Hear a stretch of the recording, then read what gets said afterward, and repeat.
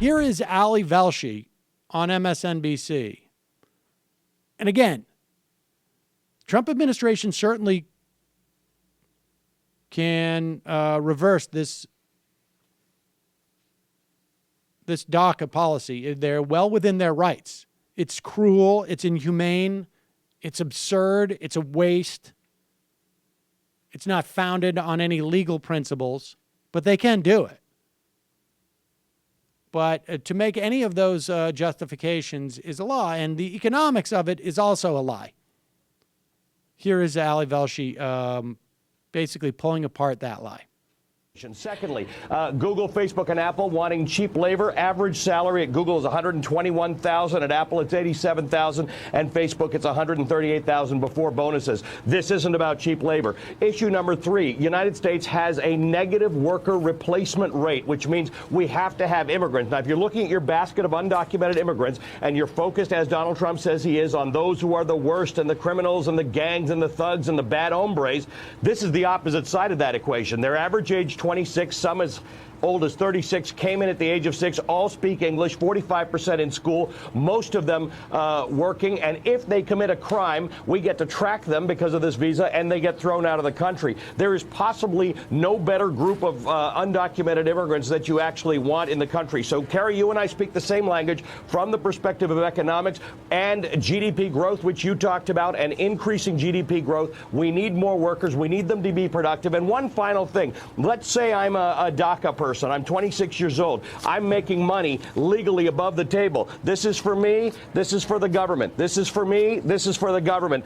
This is probably for the government. So all that deficit and GDP growth and jobs, this part goes to the government. This part I spend to make companies hire people. I'm good for the economy any way you slice this. Ending DACA doesn't make sense. And to your final point on the legality of DACA, let Congress do it and then make it completely legal. We can solve this problem. Throwing these 800,000 people out is not the solution. I have to put my money back in my wallet. I mean, there you have it. I mean, from an economic perspective, as if you need to justify it that way, there's no doubt that having these people in our country is anything but a bonus for our economy. And did he mention there that we're running out of workers too? These folks are going to be paying our Social Security. And remember the real drive of this policy is Steve King, which is you can't save your culture with somebody else's babies. That's the honest description of this policy. Of course. And that's what, and if there was going to be any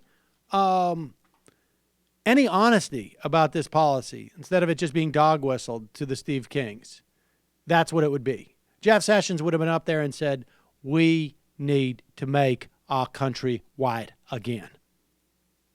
And this is an easy, low-hanging way to do it. And I know my fine ICE officials were going to enjoy going and visiting these people at their place of work or their schools.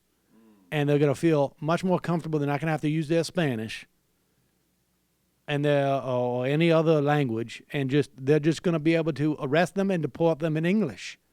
You boys don't be bashful now, boys. Get yourself to work. And so now the question is, will the Republicans in Congress, will they pass a version of the DREAM Act? In the House, I think it's 3591. In the Senate, it's 1615. And the pressure is going to be on them because the buck stops with the president. It's just unbelievable. I mean, it's just so Hi, folks. Sam Seder here. We still need your help on our Patreon page. YouTube ads have come back, but not nearly as much as we had before. So if you can help us out, any little bit helps. Head over to our Patreon page right at this URL, and you'll help us keep helping you by making videos